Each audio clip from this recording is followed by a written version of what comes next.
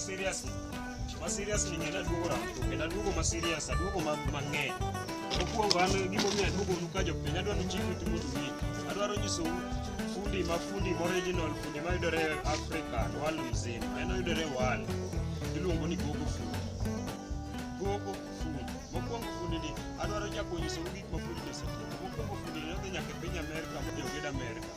oduogo ka gi gik manyien miluongo ni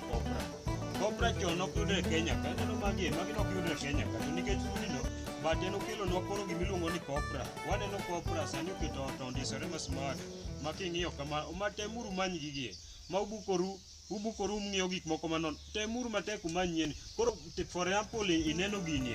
ing'iya gini odno ubro do ka en serious mang'eny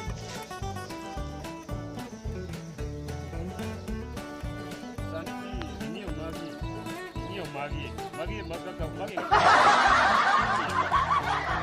yo hot manyien doge nie mali luongo ni oge momiyo gigo timore temuru matek umanyne koko kena kamera ubro de nyien kendo ubro gero nuot ma standard ot ma high standard yani mali luongo ni GOGO nying mong'ere en GOGO temuru manye nyien oyudore Suna West sub-county ei Migori kata kinyadhi Marindi mondo iyude Inde yoro ing'iye gini jopiny kung'iyo gino gi sani iduogi ne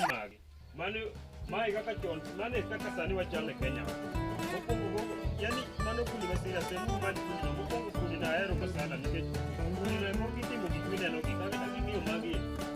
mano tij fundi lweta ler ma serious fundi makotet fundi mondisore fundi masuma gero ot masuma kaka salwa serious